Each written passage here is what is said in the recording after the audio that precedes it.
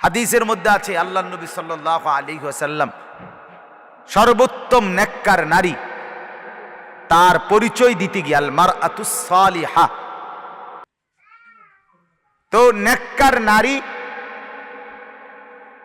আল্লাহ নবী বলেছেন কয়েকটা পরিচয়।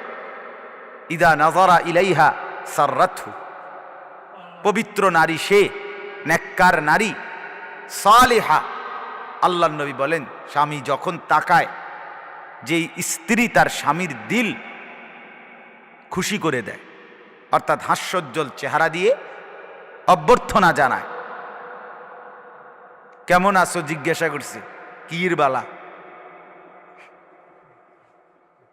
কথার হওয়া দিয়ে কলজা ঠান্ডা।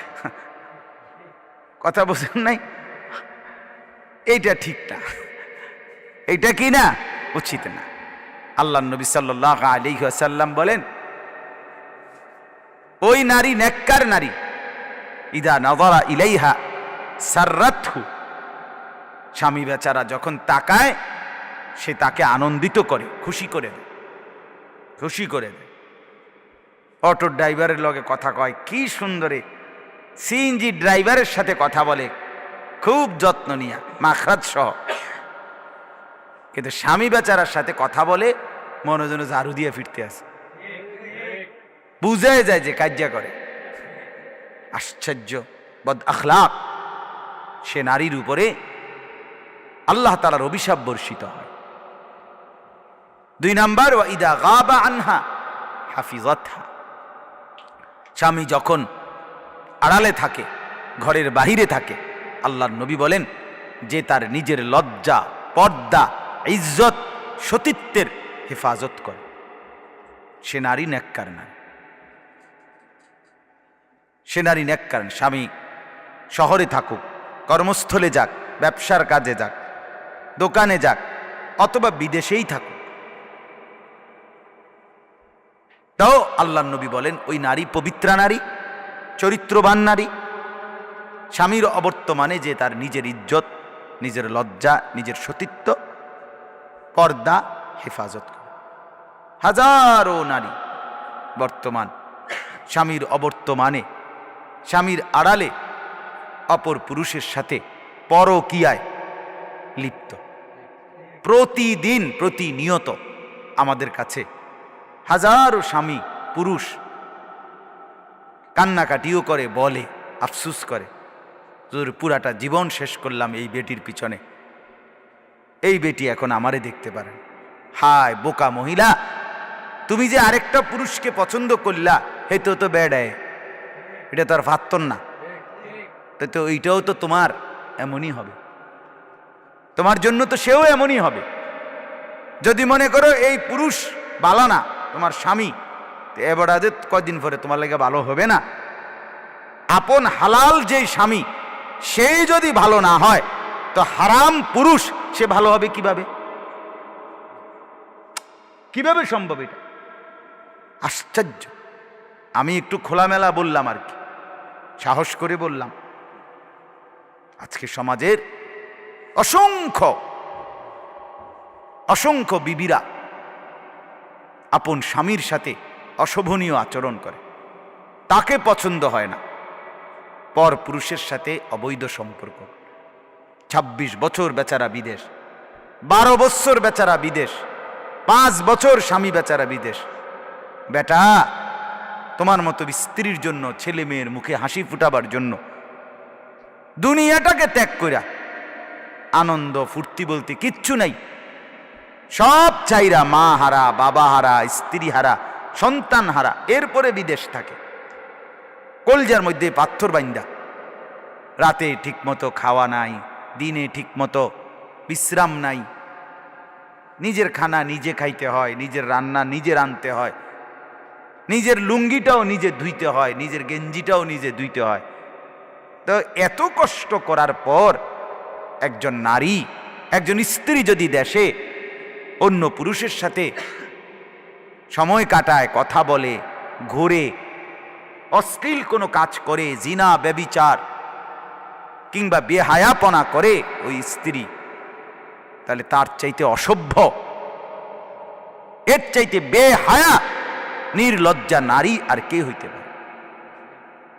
এই মহিলার চাইতে তো রাস্তার জানোয়ার অনেক ভালো, হাইওয়ান জানোয়ার তো এর চাইতে অনেক ভালো,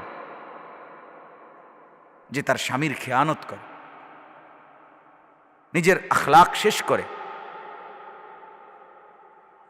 আস্তাগফিরুল্লাহ।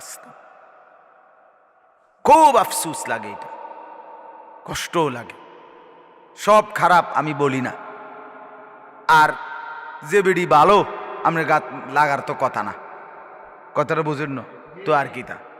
কিন্তু আপনি যদি ফালমাইরা ওঠেন তো বুঝে দেবো আপনার সমস্যা। হ্যাঁ হুজুররা এডি কয়, আপনার অসুবিধা কি? তা আপনি বালা তো আপনারা তো কইছি না, কথা বলেন না। কাজে এই কথা বলার সুযোগ নাই। কেউ যদি বলে হ্যাঁ হুজুররা আর কথা নাই, এডি কথা না, আরো কথা আছে, বাকি এটাও একটা কথা, কথা আরো আছে, আপনি শুনলে আস্তে আস্তে হেডিও কম, বাকি এইটাও কথা। আপনি ফাল মারবেন কেন? লাভ মারবেন কেন? আখলাকের সৌন্দর্য এক নারীর সবচেয়ে বড় নিয়ামত। পবিত্রা নারী, চরিত্রবান নারী, আহা যে মেয়েরা বেপর্দা পর ছেলের সাথে সম্পর্ক করে, প্রতিনিয়ত 100 এরা ধোঁকা খায়, এরা ইজ্জত হারায়, সম্ভ্রম হারায়, হায়া লজ্জা হারায়, এক সময় কুকুর বিড়ালের মতো জানোয়ারের জিন্দিগি পালন করে। কিছুই নাই, কিছুই নাই, হারামের মধ্যে কিচ্ছু নাই, অবৈধ কোনো প্রেম এর মধ্যে জীবনেও কোনো এই পর্যন্ত স্থায়িত্ব সুখ বলতে নেই। সেদিন এক যুবক আমার কাছে আসছে, আইসা বলতেছে হুজুর ছেলেটার চেহারা দেখলে রাজপুত্রের মতো, মানে লম্বা, এত সুন্দর আপনার ছেলে। বলতেছে হুজুর রিলেশন করে বিয়ে করছি। আগে রিলেশন করছি, বুঝছেন না কথা? আগে রিলেশন করছি তো, আগে প্রেম করে গভীর রিলেশন করে বিয়ে করছি, এখন 8 মাস না যাইতেই আমরা স্বামী স্ত্রী, স্ত্রী প্রতিদিন সন্দেহ করে ছেলেটা আরেক মেয়ের সাথে কথা বলে, আর হেতে কয় আমার প্রত্যেক মিনিটে সন্দেহ হয় হে আরেক বেড়াইতুল্লাহ কথা। এখন আমরা কি করব হুজুর? আমি কিছু বুঝি না। আমি কই আমনে যদি আমনের বেডি লই আমনেই বুঝেন না, তা আমি কিতা বুঝুন? কি রে ভাই, আমি বুঝবো এটা কি? আমি তো মোড়েই বুঝি না এটা। আপনি তো মাশাআল্লাহ এদূর বুঝছেন, দেখিয়ে এদূর করছেন, আমি তো এইটাও বুঝি না। আমি কি বলু? জাহান্নামের টুকরা, জাহান্নামের টুকরা, বিশ্বাস করেন না। কত মানুষ যে পারিবারিক এই পেরেশানিতে আছে, আয় হায় হায়, গুনাহ কারণ একটাই, আল্লাহর নাফরমানি। ঘরের মধ্যে টেলিভিশন দিয়া দিছে, ও চিরেই অল্প সময়ের ব্যবধানে স্ত্রী এখন স্বামীর প্রতি তৃপ্ত না, রাস্তার পুরুষ দেখানোর মধ্যে তৃপ্ত। বড় মোবাইল দিয়া দিছে 2টা 3টা, বেডিরে দেখতে বললা, বেডি দেখতে দেখতে এখন আর যতগুলো বাহিরের পুরুষ দেখছে মোবাইলে, কোনোটার লগে বেডির জামাইরে পছন্দ হয় না, এতে কোনো ব্যাড আয় না। হে বুড়ির জায়গা বেড়া, এটা কোনো ব্যাড হইতো না, ব্যাড হইতে যাতো না, এটার আর কোনো ইয়া নেই, এটা বাদ। ভাল লাগে শুধু ওই মোবাইলের গুলো। নাউযুবিল্লাহ, নাউযুবিল্লাহ, আস্তাগফিরুল্লাহ, আস্তাগফিরুল্লাহ।